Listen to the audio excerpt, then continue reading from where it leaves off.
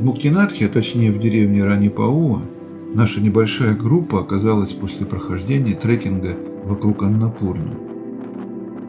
Благополучно преодолев знаменитый перевал Торонг-Ла, а затем нелегкий крутой спуск, мы пришли в это замечательное место, находящееся на высоте 3800 метров.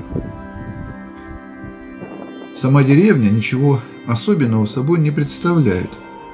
Два ряда 3-4-этажных домов выстроились вдоль неширокой, извилистой грунтовой улочки.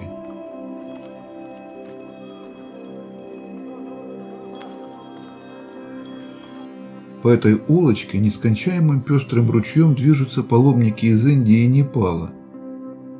Их цель – одна из 8 главных вайшнавских святынь – храм Муктинатх, давший свое имя этой легендарной местности в административном районе Мустанг в верховьях реки Кали-Гандаки.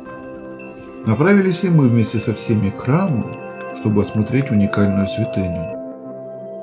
Индуисты называют это место Мукти-Кшетра, что означает «место спасения души». Буддисты называют его Чумингьяце, что по-тибетски значит «100 священных вод». На входе нас встретили несколько больших гирлянд из связанных между собой колокольчиков разных размеров. Не могу точно сказать, какую символическую функцию выполняли эти колокольчики там, однако известно, что в индуистской философии колокольчик символизирует звук зерна, исходящий из Брахмы, а в буддизме это женский символ, его звук олицетворяет пустоту как природу всех явлений. По пути к святыне нам встретилось молитвенное колесо, приводимое в движение стекающим с горы ручьем. Нужно сказать, что подобное использование сил природы в религиозных целях в этой местности не редкость. Сам храм Муктинатх выглядит необычно для подобного рода сооружений. Построен он в начале XIX века в стиле пагода, собственно и определившим его облик. Прямо напротив храма располагаются две прямоугольные кунды, или, говоря по-русски, два пруда, купание в которых смывает с паломника негативную карму. С другой стороны, храм окружен стеной в форме буквы «П», из которой изливается 108 источников. Эту стену вместе с источниками, выполненными в виде коровьих голов, называют Муктидхара. Считается, что, умывшись под его священными струями, страждущий достигнет освобождения из колеса сансары.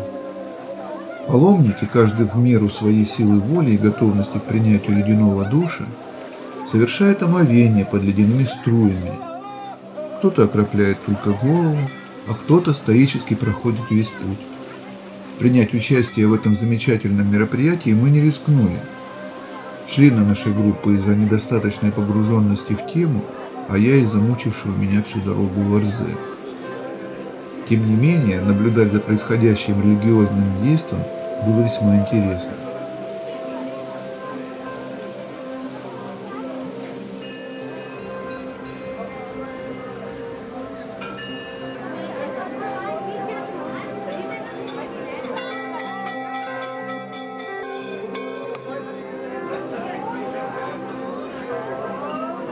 Помимо вайшнавского Муктинатха, есть на территории комплекса еще и небольшой Шива-темпл, до которого мы не дошли, а также большая статуя Будды,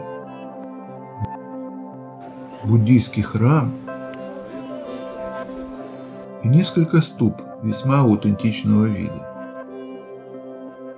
На этом наше знакомство с замечательной буддийской индуистской святыней завершилось.